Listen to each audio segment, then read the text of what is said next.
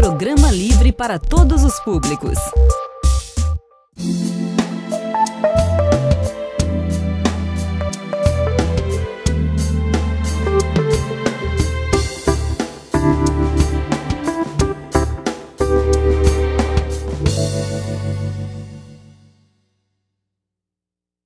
Olá! Hoje o Doctor Entrevista convidou a Michelina De Windson. Ela é psicopedagoga aqui na FIC. Ela vai falar sobre o projeto que ela está à frente com os alunos e professores, algo até inovador aqui na faculdade. Tudo bem, Michelina? Tudo bem. Conta pra gente como é esse projeto. O NAP ele foi instituído este ano aqui na FIC. É um projeto que é viabilizado pelo MEC, né? Uma investigação do MEC mesmo, de estar implantando nas universidades e nas faculdades. Então, este ano o Pedro me convidou para implantar o projeto aqui. Então, desde fevereiro a gente iniciou esse trabalho de atendimento aos alunos, de palestras, de encontros semanais com os alunos, para estar discutindo e para refletir sobre questões que envolvem tanto a área da psicologia quanto a área da pedagogia. E é isso que é o trabalho de uma psicopedagoga? Sim, de uma forma simplista é a gente pensar na relação da pedagogia com a psicologia, mas ele transcende muito mais do que isso. É a própria intervenção mesmo desse sujeito nas dificuldades que ele vem a ter. É a compreensão desse sujeito de uma forma holística, né? Ou seja, desse sujeito biopsicossocial, de como é que é esse funcionamento desse sujeito. Então, é o olhar sobre esse sujeito, né? Então, como é na FIC, como são os alunos do curso superior, então tem essa visão desse aluno enquanto pessoa, enquanto cognitivo, que são as dificuldades que ele pode vir a ter no curso superior, e as questões emocionais que podem também interferir no processo de aprendizagem aqui acadêmico. E esse projeto já está acontecendo há quanto tempo? O projeto já acontece há 2 meses, desde fevereiro que já foi implantado. E a demanda ela tem aparecido, ela tem surgido cada dia, os alunos têm procurado o trabalho. E eu vou dizer que estereótipo de psicólogo é para doido, ou a vergonha que às vezes algumas pessoas têm de procurar, esse estereótipo é quebrado pelos próprios alunos, né? Eles têm procurado e têm se sentido, né, pela resposta que eu tenho obtido dos alunos, um resultado positivo do trabalho. Mas quem quebrou foram os que te procuraram, né? Sim, foram os próprios alunos. Fala até então sobre esse preconceito que as pessoas têm com o psicólogo. Quando fala vou no psicólogo, vou no psiquiatra, já acha que está doido, está precisando de tratamento. Até bom para você esclarecer isso para quem está em casa, não é? Eu costumo dizer para os alunos que todos nós precisamos de ajuda. Nós somos seres humanos e somos pessoas que podemos em algum momento precisar de alguém para nos orientar ou para nos fazer filtrar algumas informações e perceber questões que nós não estamos dando conta.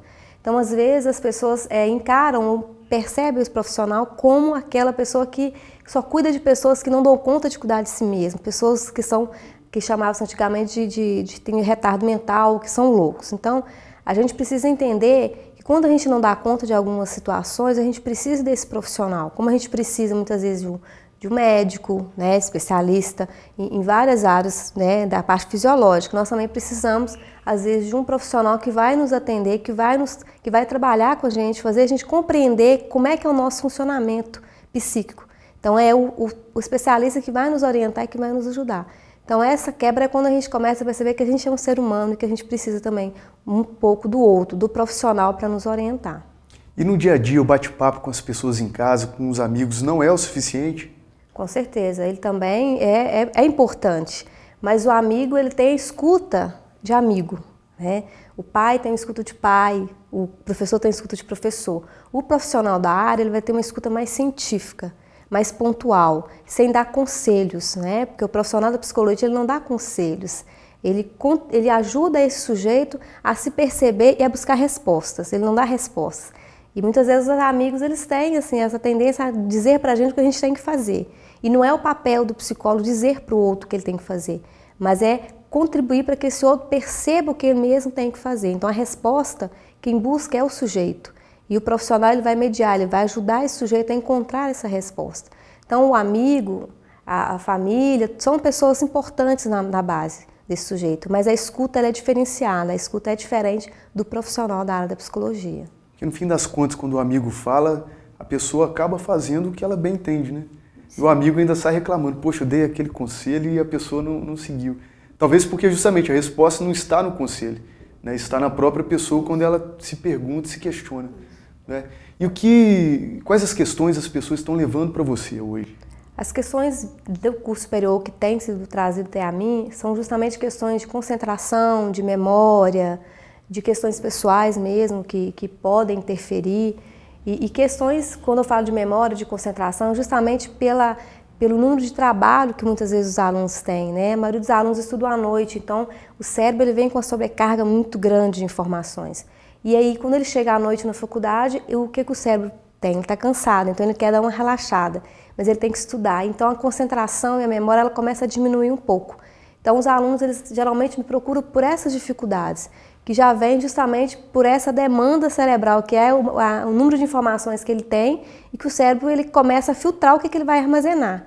Né? Nós temos a plasticidade cerebral, o nosso cérebro ele vai se evoluindo, ele, como se ele fosse esticando, aumentando, mas ao mesmo tempo ele diz para você, não tem mais como guardar muita informação, né? É igual um computador, chega um momento que você tem que trocar o HD porque a memória não está dando conta de muita informação, e é a mesma coisa com o nosso cérebro. Então, essa sobrecarga de trabalho, que é trabalho, né? Muitas pessoas são casadas, têm filhos, ainda têm um trabalho, tem as responsabilidades da faculdade, que são várias responsabilidades, eles precisam cumprir os papéis, né? As responsabilidades que a faculdade oferece, que é um compromisso deles, isso acaba sobrecarregando, muitas vezes isso acaba dificultando, né, o resultado acadêmico deles e a angústia maior dos alunos é em cima desse resultado, que muitas vezes não é o que eles gostariam.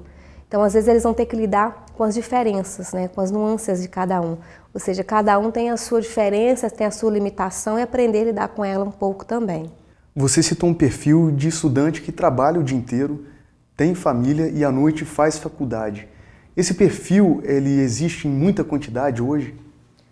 Eu não tenho porcentagem, né? Vou levantar uma hipótese aqui de 80% dos alunos, a maioria, esses 80% fazem faculdade e trabalham durante o dia.